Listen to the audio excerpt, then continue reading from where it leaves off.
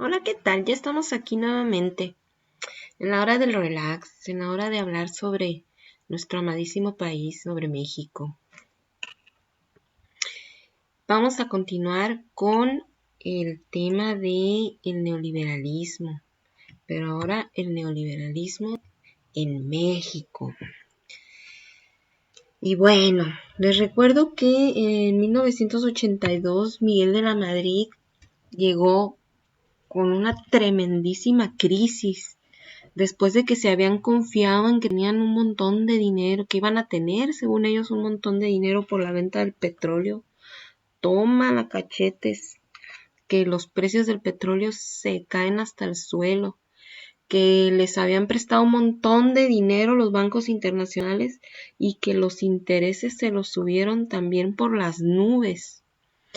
De la noche a la mañana prácticamente el precio, el valor del peso cayó, a pesar de que López Portillo dijo que lo iba a defender como un perro. El peso perdió su valor después de que había estado 3 sexenios a 2.50. Empezó a subir, a subir, a subir al grado que la inflación se hizo del 100%. Y para nosotros, bueno, para mí, persona común y corriente, inflación del 100% es que salgo el día de mañana y que quiero comprar tortillas y en vez de 21 pesos voy a pagar 42, que el frijol que ya no lo están de por sí refifando en 40, 50 pesos el kilo, pues que mañana va a costar 100 pesos. Y de ahí para el real todo costando el doble de la noche a la mañana prácticamente. Y la deuda del gobierno pues tratando de tapar los hoyos que se abrían y el agua que se desbordaba, pues no tenía de otra más que y con una deuda que pues simplemente se iba haciendo cada vez más grande, pues llegó la deuda externa en 4 años, se creció más del doble y se convirtió de hecho en una de las deudas externas más grandes del mundo, ¿ok? Al grado de que Miguel de la Madrid de plano tuvo que decir, ¿saben qué? Debo, no niego, pago, no tengo. Y suspendió el pago de la deuda externa. México estaba total y absolutamente quebrado en la bancarrota. Pero sabemos pues ya en la actualidad y con la globalización que pues estas cosas no le afectan a un solo país, ¿no? Una economía que se cae afecta a las economías de los otros países. De cierta manera, afortunadamente, porque pues gracias a eso, pues ni Estados Unidos ni el resto de los países, pues nos podían dejar morir así nomás. Así que, pues el Fondo Monetario Internacional y el Banco Mundial, pues le tuvieron que prestar dinero a México. Pero, pero esos no dan paso sin guarache, ¿ok? Y le dijeron a México y a otros países, porque les recuerdo que esto mismo que le estaba pasando a México, esto mismo le estaba pasando a Sudamérica y a África y a otros países. Entonces, el Fondo Monetario y el Banco Mundial pues les prestan dinero, pero a cambio de ese dinero, que no era en verdad cualquier cantidad, que era una buena cantidad de dinero, le dijeron, ok, pero no te lo vas a gastar como a ti te pegue tu regalada gana. Vas a tener que hacer una serie de reformas. Dicho de otra manera, vas a tener que cambiar tu política económica y abrazar el neoliberalismo. Así que a partir de 1982 en México se cambia la política económica y vamos a entrar de lleno al neoliberalismo del cual hablábamos en el video anterior. Pero ya siendo así más específicos, podemos decir que el neoliberalismo, las características del neoliberalismo en México, pues pudiéramos, ¿no? De manera muy general encerrarlos en los siguientes puntos. Uno, ya de manera específica, pues obvio que el Estado ya no meta las manos en la economía, ¿ok? La cesión por parte del Estado de su compromiso de regular activamente las condiciones macroeconómicas. Dicho de otra manera, que el Estado ya no intervenga en la economía. 2, reducir los impuestos a las empresas. Sí, a las empresas. Pero al resto de la población hay que tratar de evitar la evasión fiscal y hay que tratar de aumentar los impuestos, ¿ok? Pero a las empresas reducírselos.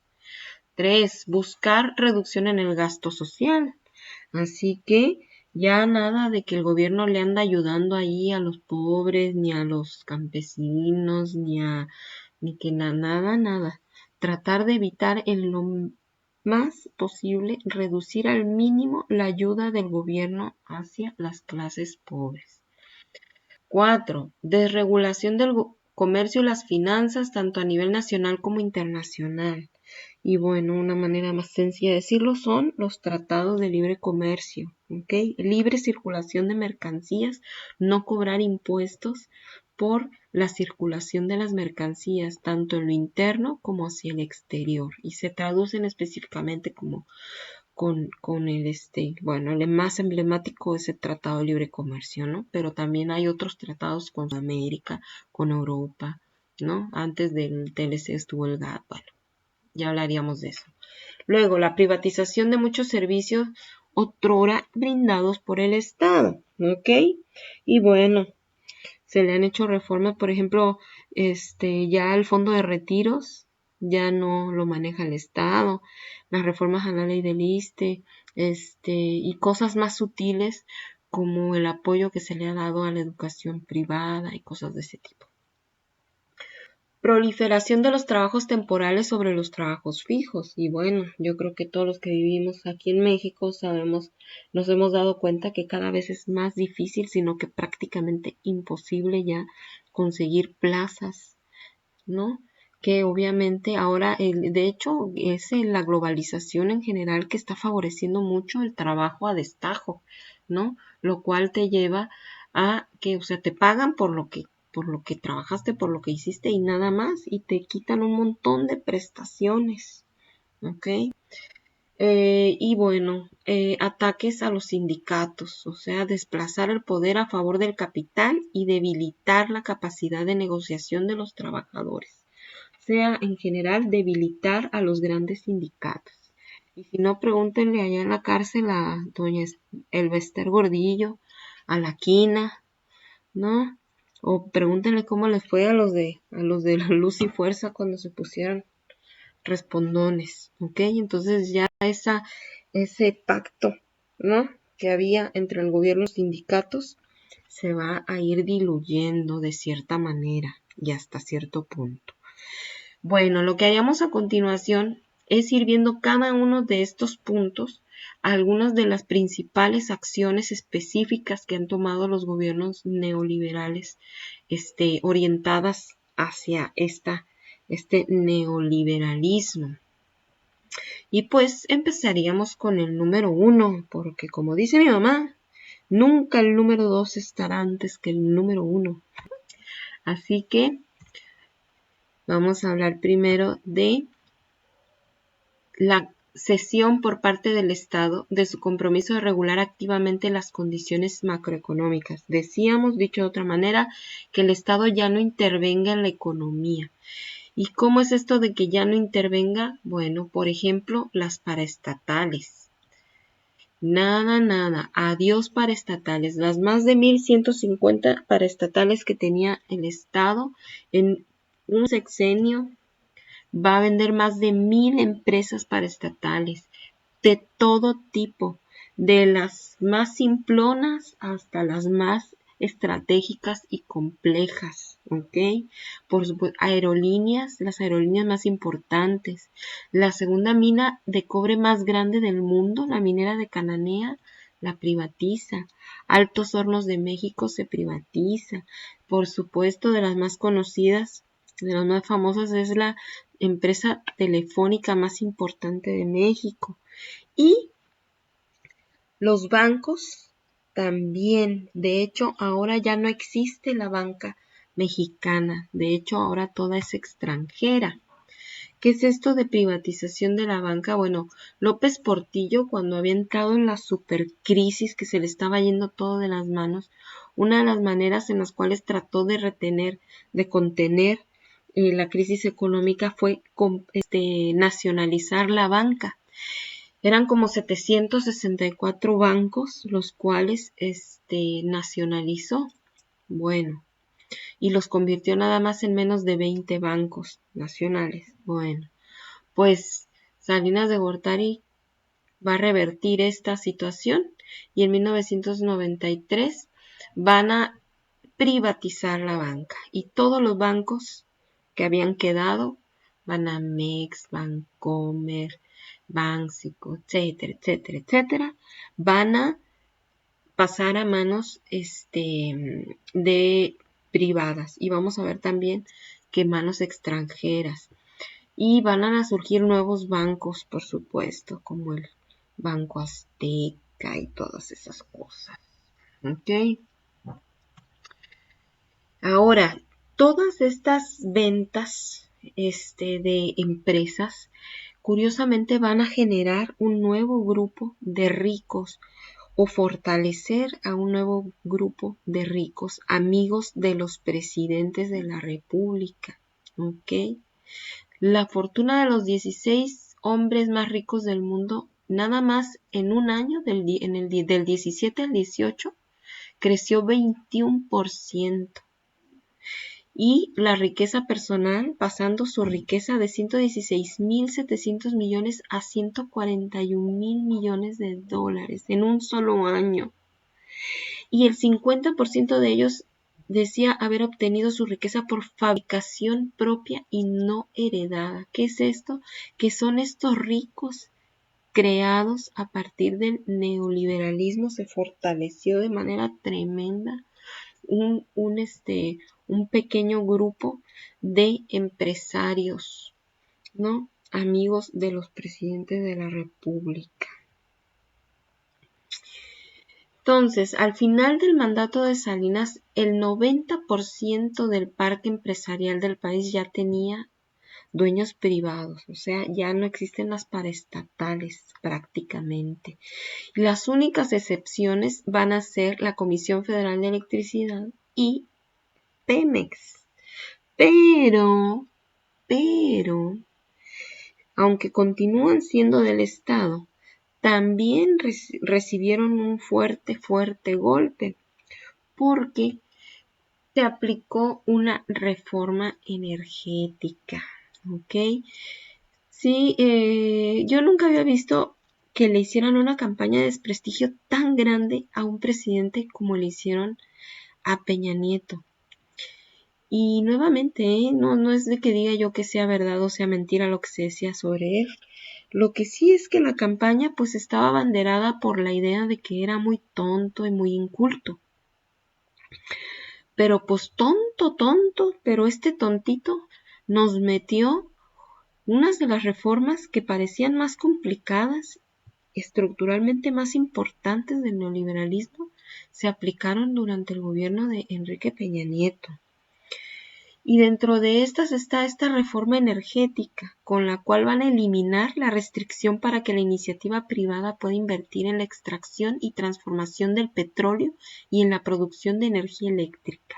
¿Okay? Entonces, siguen siendo mexicanas o del gobierno, pero ahora con el permiso de que vengan capital privado e invierta y por supuesto invierta y obtenga ganancias en algunos de los procesos de la extracción y de la transformación de estos recursos básicos. Entonces, la cosa es que ahora ya van a ser tratadas como empresas y no como organismos públicos descentralizados, ¿ok?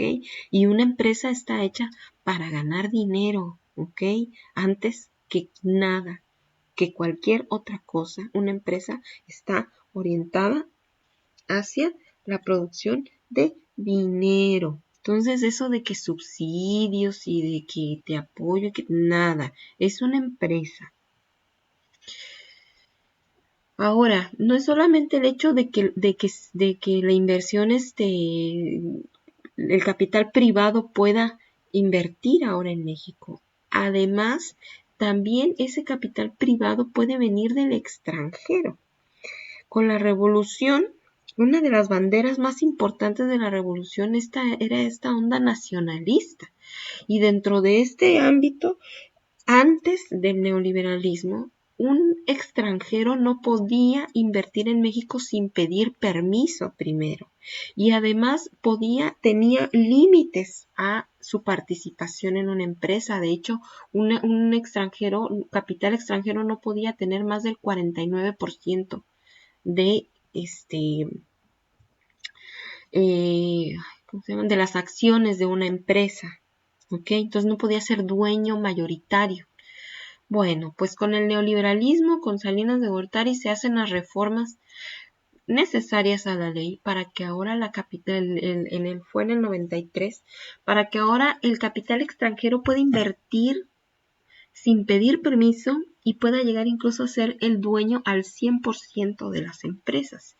Y podemos ver aquí en el 93 se hace la reforma y vemos cómo empieza a crecer esta rayita azul, es la inversión extranjera en México y vemos cómo crece tremendamente. Y lo que ven en naranjita, en el otro color, es la inversión extranjera, pero específicamente la estadounidense. ¿Ok? Nuevamente esto de que somos una colonia gringa económicamente hablando. El 50% de la inversión extranjera, en promedio el 50% de la inversión extranjera en México proviene de Estados Unidos. Así que si Estados Unidos se le da la gana decirnos, a ver, haz tal cosa y si no, olvídate de mi inversión. Imagínense, somos una colonia. Entonces aquí vemos, ¿no? En una gráfica es el año del 17 y del 18 y aquí vemos cómo Estados Unidos es prácticamente, les digo, en promedio en todo el periodo del neoliberalismo estamos hablando del 50%. Y luego vemos cómo España tiene un poco más del 10%, Canadá aproximadamente el 10%, Alemania y Japón.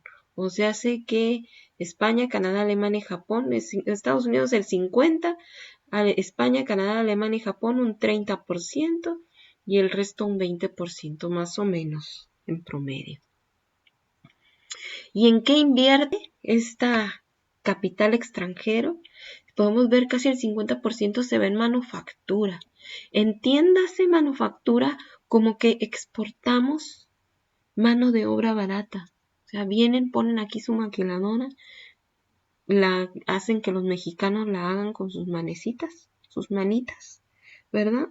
Por una bicoca y luego se llevan ese producto a otro país. Ya, con el trabajo de mano de obra prácticamente terminado. Ahora, otra cosa aquí importante, o sea, ya dijimos que esto ven cómo es, ahora sí es una especie de negación a la revolución, o sea, ahora sí olvídense, ya el poder dejó de estar legitimado en la revolución y hay incluso una especie de de enfrentamiento hacia algunas ideas de la revolución. Una ya vimos fue esto del capital extranjero, pero uno de los puntos más emblemáticos de la Revolución Mexicana definitivamente fue la reforma agraria.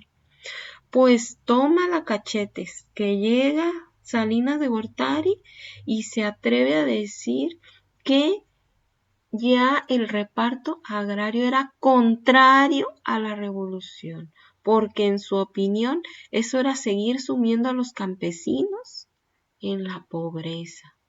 ¿Ok? ¿Por qué?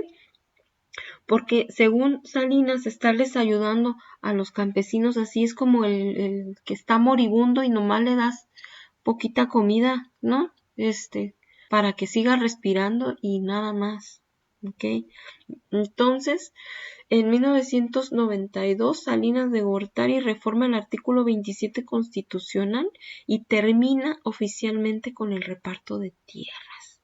Y eso significa que ahora no solamente ya no se van a repartir tierras, las tierras que eran ejidales, las va a parcelar y se les va a dar títulos de propiedad individuales. que significan que la gente ahora puede vender esas tierras. O sea, los campesinos pobres les dice, ay, qué buena onda, ahora soy el dueño de la tierra, ya no soy un solo equidatario, pero como no tengo dinero para poder producir en esta tierra, pues lo lógico fue que muchos de ellos terminaran vendiendo a grandes empresas esa tierra, ¿ok? Entonces, Salinas convirtió a los 3 millones de ejidatarios en propietarios formales y autorizó a las sociedades con capital privado la adquisición, reventa o arriendo de los ejidos, ¿ok? Y pues, ¿qué pasó? Pues lo que tenía que pasar pasó. Muchísimas de esas tierras efectivamente ya estos campesinos las tuvieron que vender. Y sí, efectivamente, en la actualidad ha habido un repunte de la agricultura, pero en ciertas zonas. ¿Por qué? Curiosamente, la mayor parte de los campesinos están en el sureste de México, pero los principales estados productores y exportadores están en el norte. ¿Qué es esto? Bueno, el campo, el que agarraron las grandes empresas, las mejores tierras que agarraron las grandes empresas, efectivamente están siendo tratadas de manera capitalista y están produciendo. Pero los campesinos tradicionales continúan en el sur siendo de los más explotados. De hecho, es el sector que concentra la población productiva de mayor edad. ¿Qué es esto? Que los campesinos, dentro de los trabajadores del país, la edad media de los campesinos, de los que se dedican a la agricultura, es más de 50 años. ¿Ok? Entonces, de 50 años en adelante, quiere decir que los campesinos son personas ya adultas, de edad avanzada. ¿Ok? Entonces, cuando se mueran estos, a ver qué pasa, ¿no? En una generación, en media generación, vamos a ver qué pasa con la mano de obra en el campo.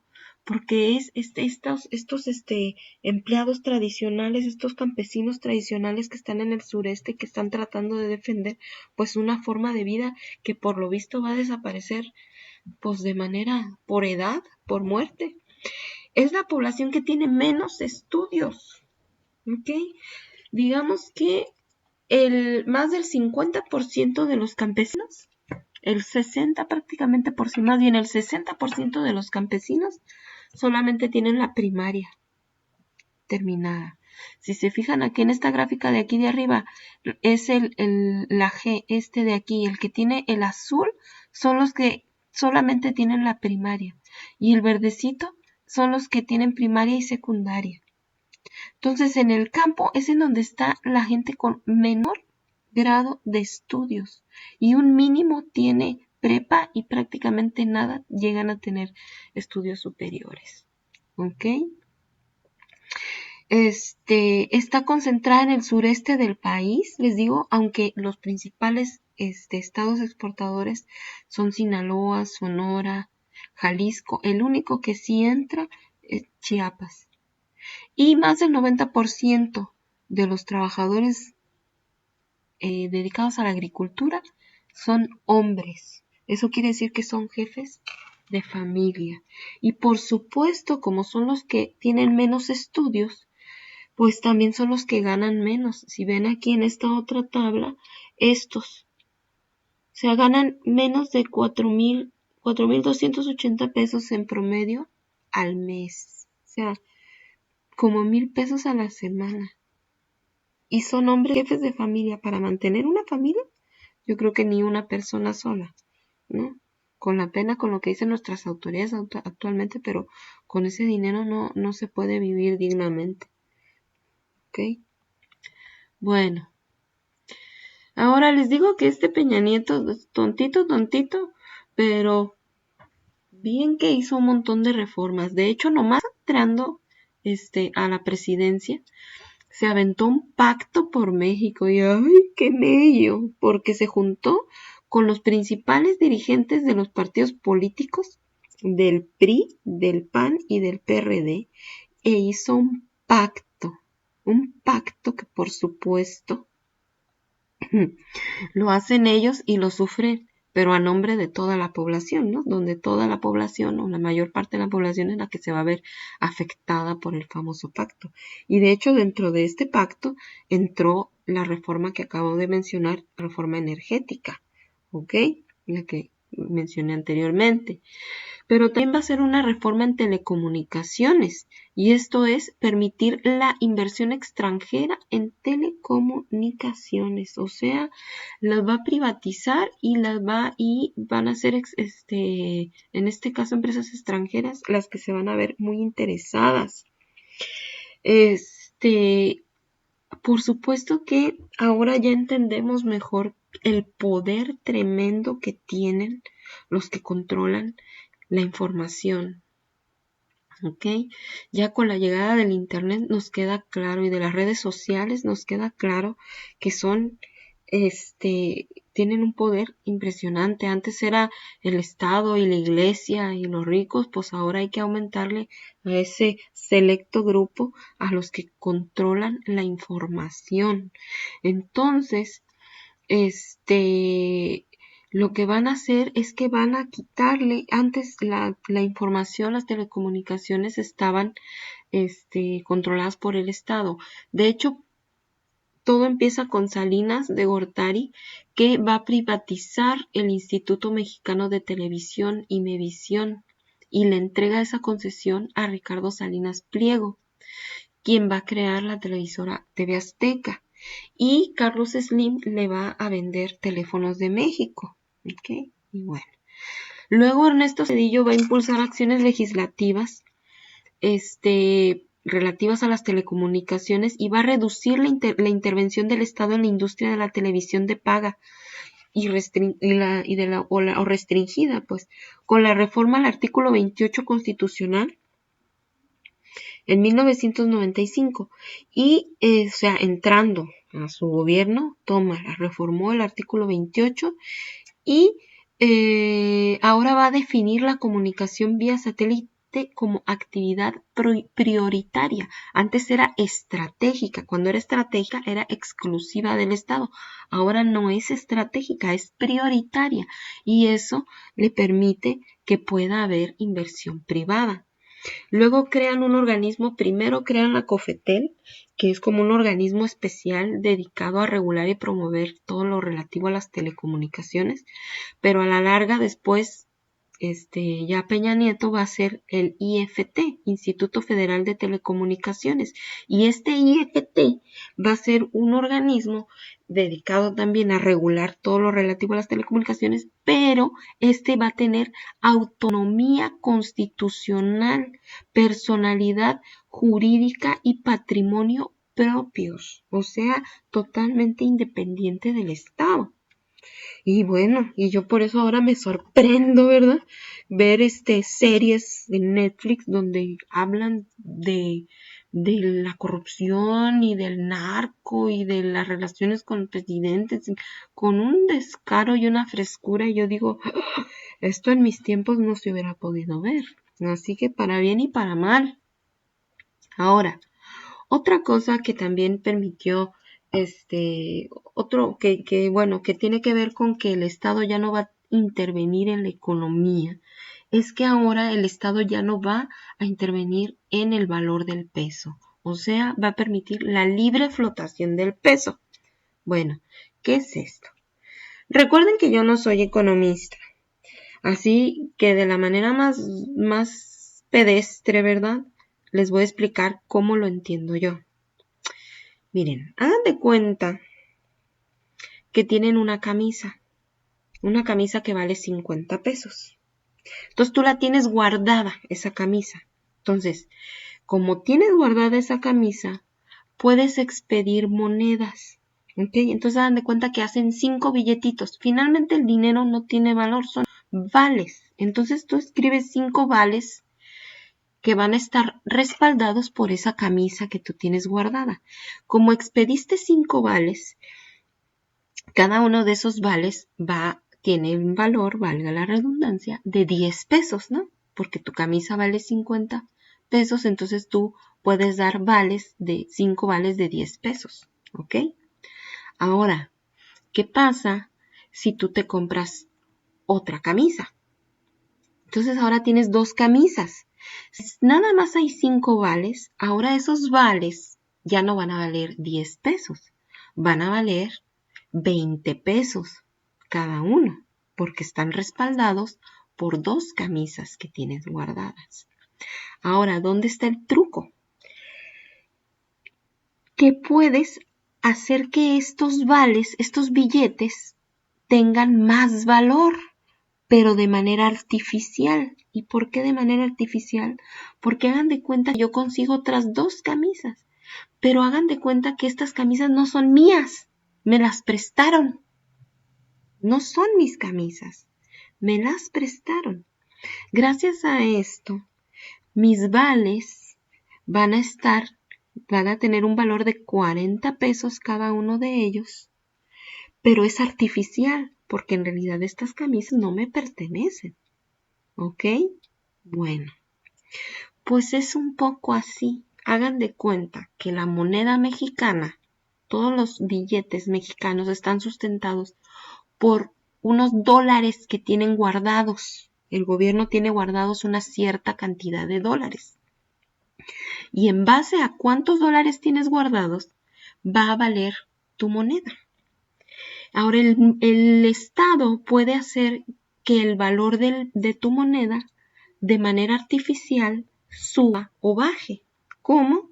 Pues porque puedes pedir prestados dólares, adquirir deuda y comprar dólares o que pedir prestados dólares y meterlos en tu guardadito.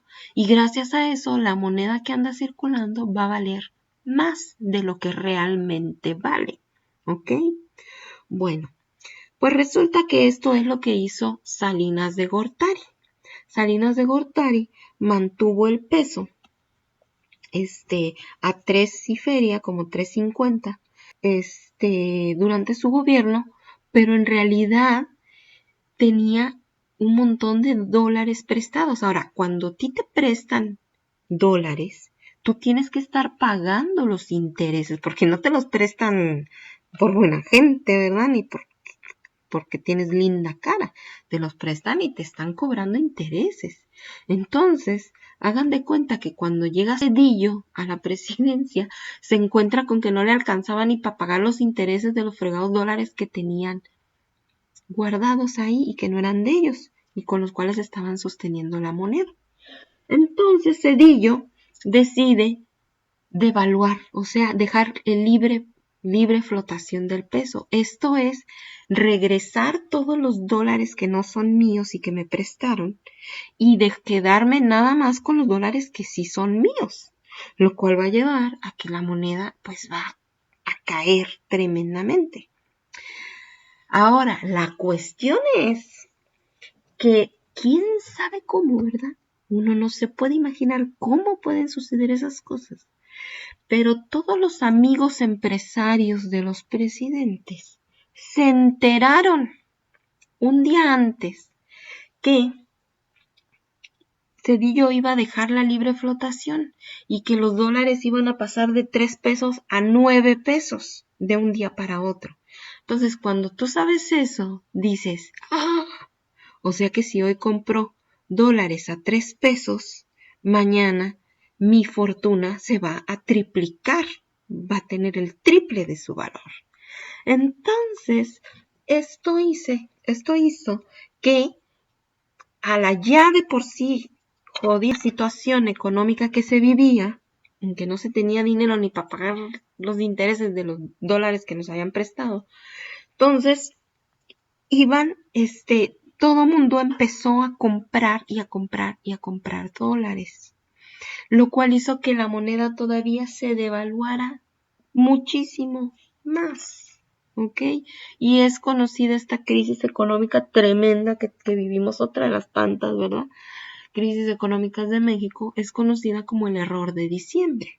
¿Por qué? Porque entre Salinas, que acababa de salir, y Cedillo, que iba entrando, se echaron la bolita. Cedillo decía que era culpa de Salinas, que había mantenido artificialmente la economía, y Salinas dijo que era un error devaluar la moneda al dejar en la libre flotación, y más que nada que porque se filtró esa información de que el peso iba a devaluarse.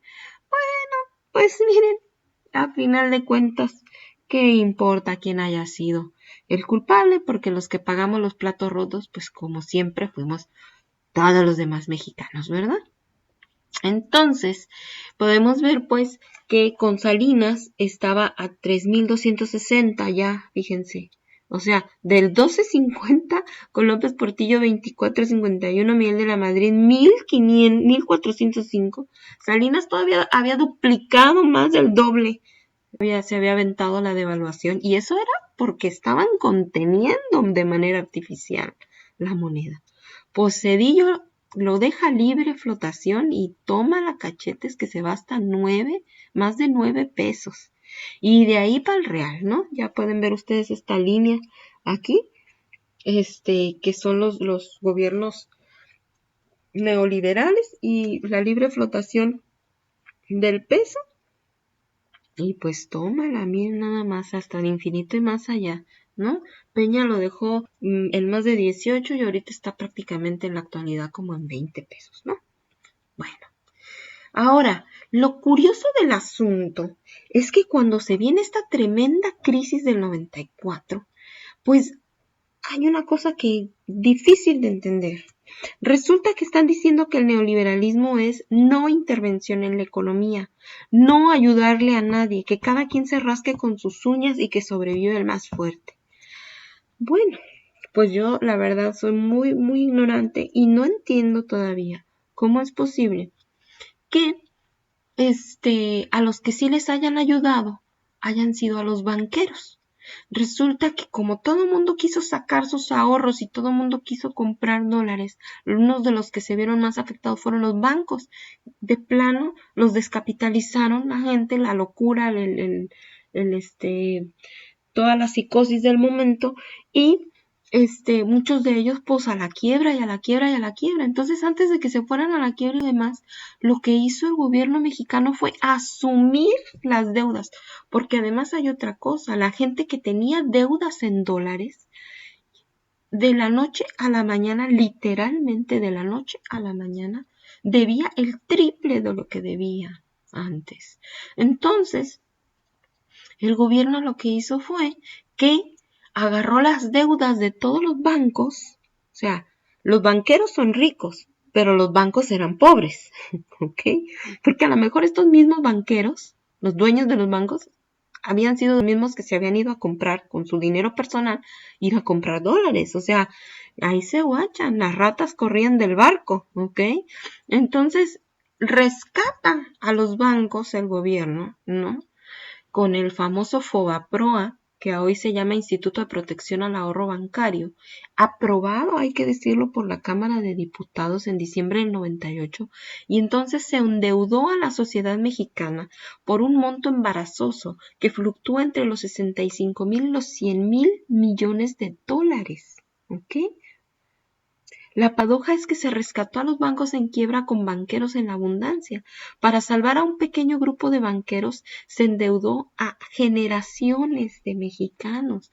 De hecho, a lo mejor fueron 100,000 millones, pero como obviamente no se pagaron al año siguiente, generaron intereses. Y entonces hay quienes dicen que se han pagado más de 400,000 millones, que todavía faltan otros 700,000 millones por pagar, y que con todo lo que se ha pagado por el FOBAPROA, ya hubiéramos construido otras 5 refinerías de Pemex, ¿no? Pero bueno, eso es lo que dice la gente habladora que anda por ahí. Yo no. Bueno, el segundo punto será la reducción de los impuestos en esta lista de acciones, pero pues hasta aquí lo vamos a dejar por el momento porque yo sé que son demasiadas buenas noticias, demasiada buena vibra y por lo pronto lo vamos a dejar, así que les digo hasta la próxima.